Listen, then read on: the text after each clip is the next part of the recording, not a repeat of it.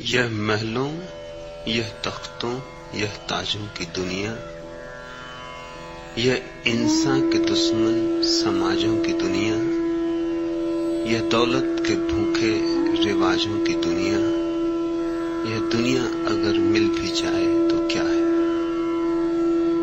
हर एक जिस्म घायल, हर एक रूह प्यासी, निगाहों में उलझन, दिलों में उदासी, यह दुनिया है या आलमे वधबासी। यह दुनिया अगर मिल भी जाए तो क्या है। यहां एक खिलौना है इंसान की हस्ती, यह बस्ती है मुर्दा परस्तों की बस्ती। यहां पर तो जीवन से है मौत सस्ती। यह दुनिया अगर मिल भी जाए तो क्या है। जवानी भटकती है बदकार बनकर, जवान जिस्म सजते हैं बाजार बनकर। यहां प्यार होता है व्यापार बनकर। यह दुनिया अगर मिल भी जाए तो क्या है। यह दुनिया जहां आदमी कुछ नहीं है, वफा कुछ नहीं, दोस्ती कुछ नहीं है, जहां प्यार की कदर ही कुछ नहीं है। यह दुनिया अगर मिल भी जाए तो क्या है। जला दो इसे, फूंक डालो यह दुनिया, मेरे सामने से हटा लो यह दुनिया। तुम्हारी है, तुम ही संभालो यह दुनिया। यह दुनिया अगर मिल भी जाए तो क्या है। मनुष्य के समक्ष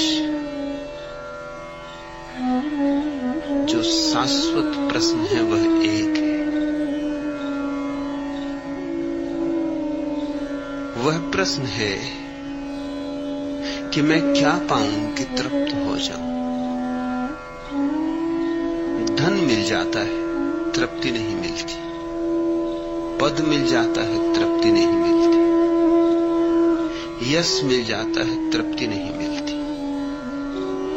तृप्ति मिलनी तो दूर। जैसे धन, पद और यश बढ़ता है, वैसे ही वैसे अतृप्ति बढ़ती। जैसे जैसे ढेर लगते हैं धन के, वैसे वैसे भीतर की निर्धनता प्रकट होती। बाहर तो अंबार लग जाते स्वर्णों के, और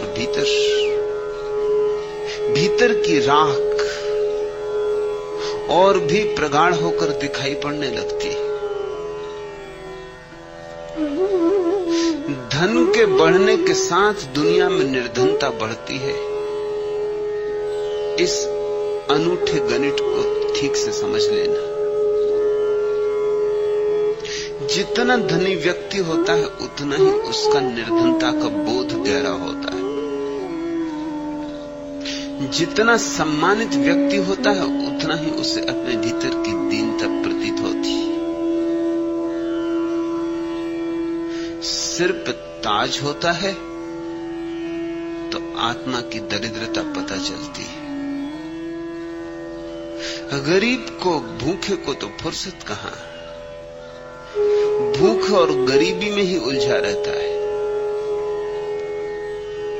भूख और गरीबी को देखने के लिए भी समय कहां, सुविधा कहां। लेकिन जिसकी भूख मिट गई, गरीबी मिट गई, उसके पास समय होता, सुविधा होती कि जरा झांक कर देखे, कि जरा लौट कर देखे, कि जिंदगी पर एक सरसरी नजर डाले। कहां पहुंचा हूं, क्या पाया है। और दिन चुके जाते हैं और मौत करीब आई जाती है। और मौत कब दस्तक देगी द्वार पर, कहा नहीं जा सकता। और हाथ से जीवन की संपदा लुट गई, और जो इकट्ठा किया है वह कौड़ियां है। यह महलों, यह तख्तों, यह ताजों की दुनिया, यह इंसान के दुश्मन समाजों की दुनिया, यह दौलत के भूखे रिवाजों की दुनिया, यह दुनिया अगर मिल भी जाए तो क्या है। लेकिन मिल जाने पर ही पता चलता है। जब तक ये मिल न जाए तब तक पता भी चले तो कैसे चले। हीरे हाथ में आते हैं तो ही पता चलता है कि न इनसे प्यास बुझती, न भूख मिटती। हीरे हाथ में आते हैं तो ही पता चलता है कि ये भी कंकड़ ही है। हमने प्यारे नाम दे दिए, हमने अपने को धोखा देने के लिए बड़े सुंदर जाल रच लिए। हर एक जिस्म घायल, हर एक रूह प्यासी, निगाहों में उलझन, दिलों में उदासी। यह दुनिया है या आलमे बदहवासी, यह दुनिया अगर मिल भी जाए तो क्या है। यहां लोग सोए हुए मूर्छित चले जा रहे हैं नींद में। क्यों जा रहे हैं, कहां जा रहे हैं, किस लिए जा रहे हैं, कौन है, कुछ भी पता नहीं। और सब जा रहे हैं इसलिए वे भी जा रहे हैं।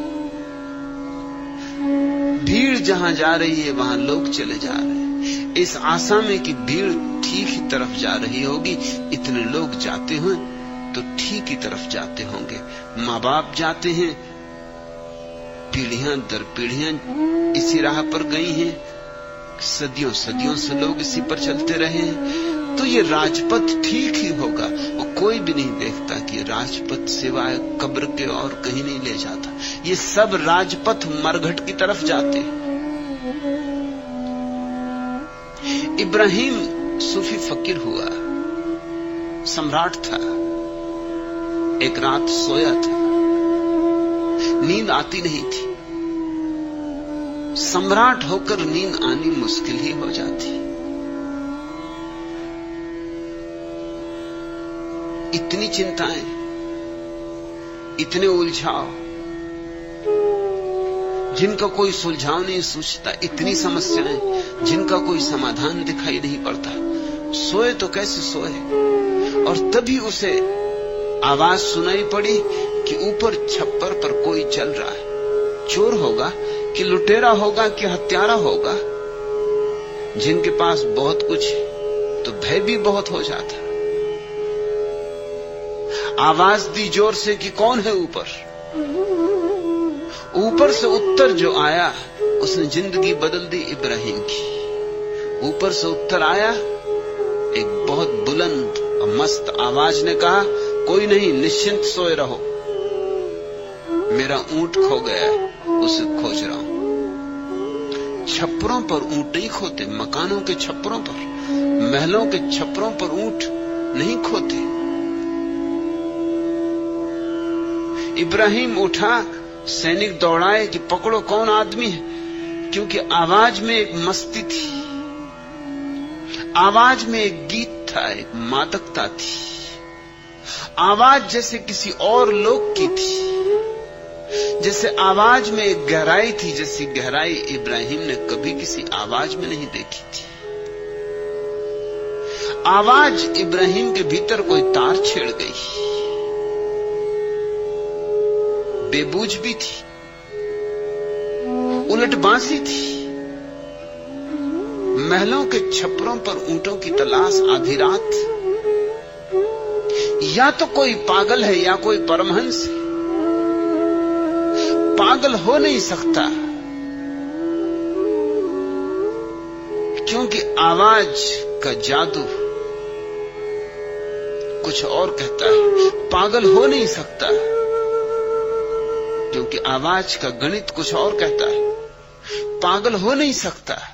पागल तो इब्राहिम ने बहुत देखे थे, पागलों से ही घिरा था। सारा दरबार पागलों से भरा था, सारी दुनिया पागलों से भरी।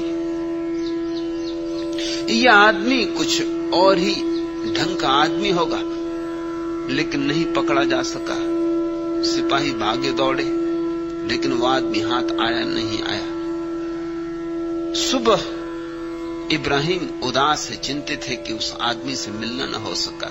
जिसकी आवाज में जादू था, उसकी आंख में भी झांकने के इरादे थे। उसके पास 2 क्षण बैठ लेने की आकांक्षा जगी थी। और तभी द्वारपाल पर कोई आदमी झगड़ा करने लगा।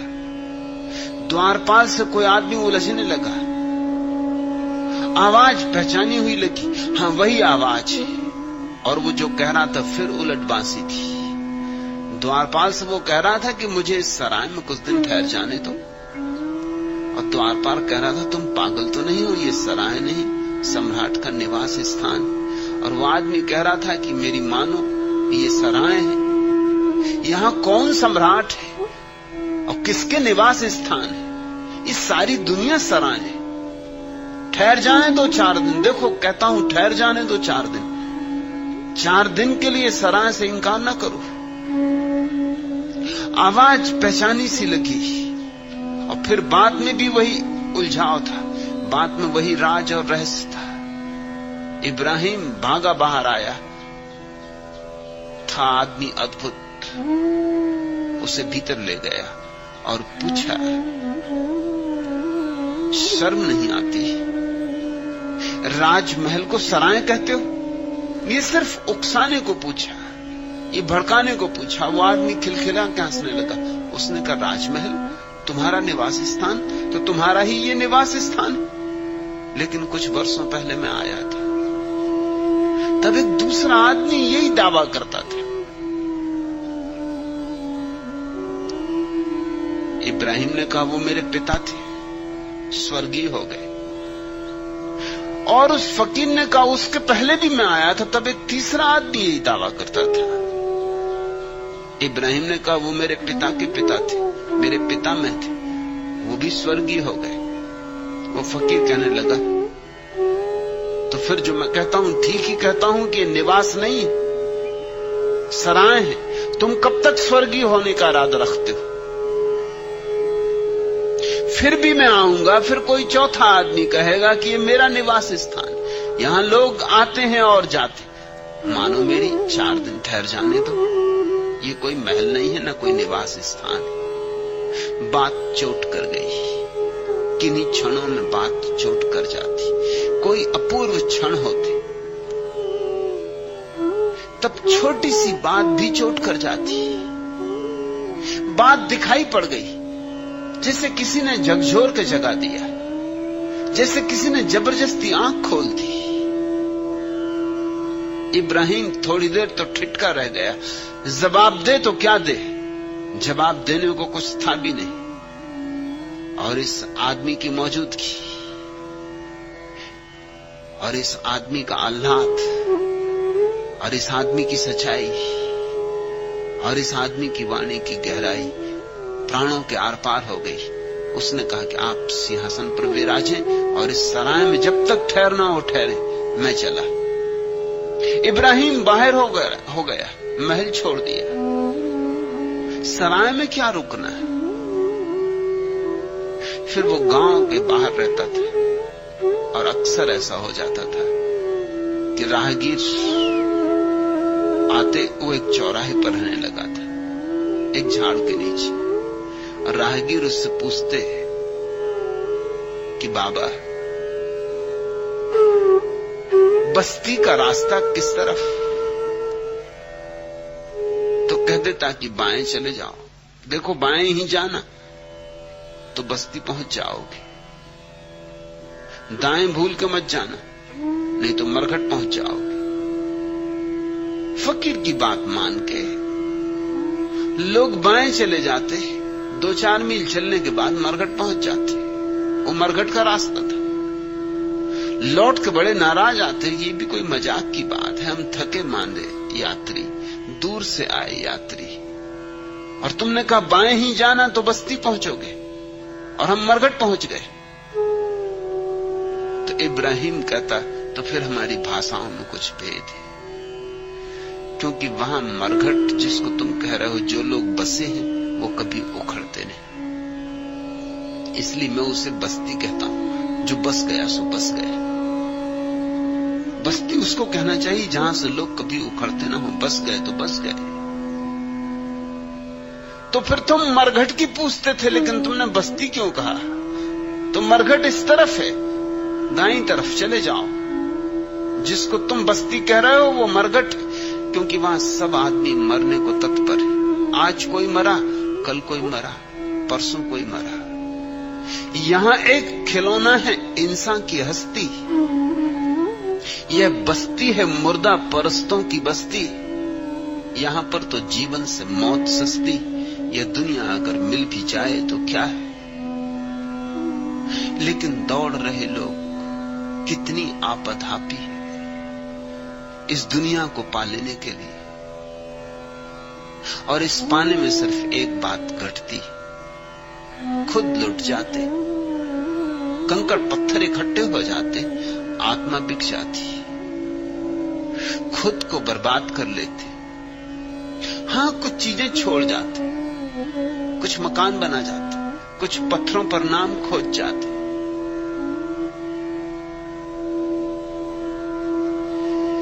इससे जो सावधान होता है वही व्यक्ति धर्म के जगत में प्रवेश करता है।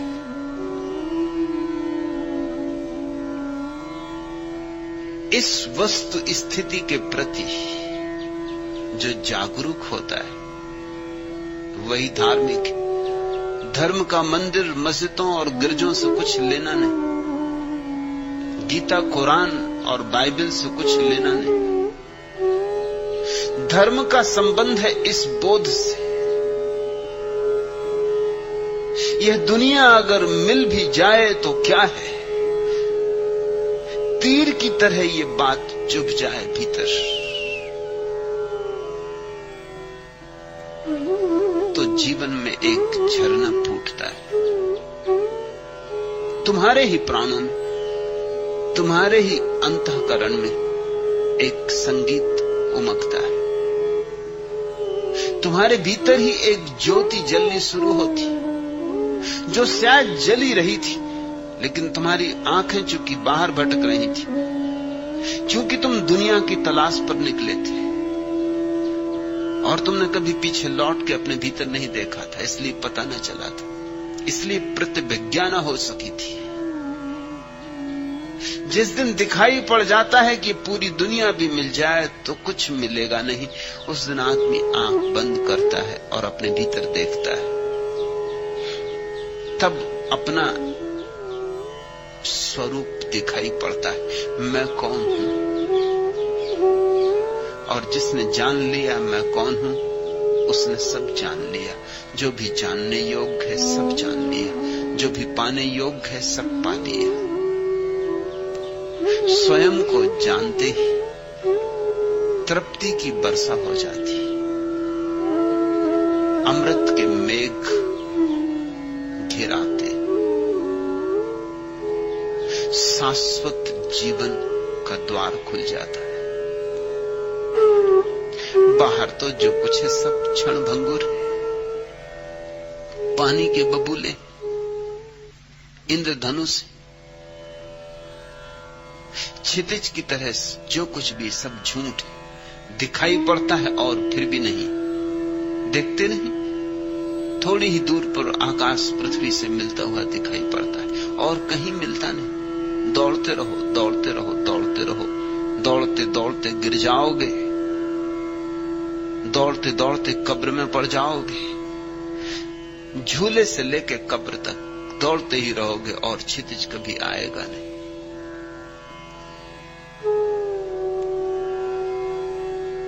इस दुनिया के मिल जाने से भी कुछ मिलता नहीं, ऐसी प्रतीति। और एक क्रांति घटती, कंकड़ पत्थरों से नजर हट जाती और आत्मा की तलाश शुरू होती। धन मूल्यहीन हो जाता है, ध्यान का मूल्य प्रतिष्ठित होता है। उसी ध्यान के मूल्य के ये सूत्र हैं। हंसा तो मोती चुगे, हंस बनो, चुगना हो तो मोती चुगो। कब तक कंकड़ पत्थरों को इकट्ठा करते रहोगे? कब तक ठीकरों में उलझे रहोगे? कब तक व्यर्थ को ही सार्थक समझ के दौड़ते रहोगे? कब जागोगे मृग मरीचिका से? कब स्मरण करोगे कि हंस हो तुम, कि मानसरोवर तुम्हारा देश है, कि मोती ही तुम्हारा भोजन हो सकते, कि मोती चुगो तो ही तृप्ति है, तो ही तोष है, तो ही मुक्ति है, तो ही मोक्ष है। कि मोती ही चुगो तो निर्वाण है।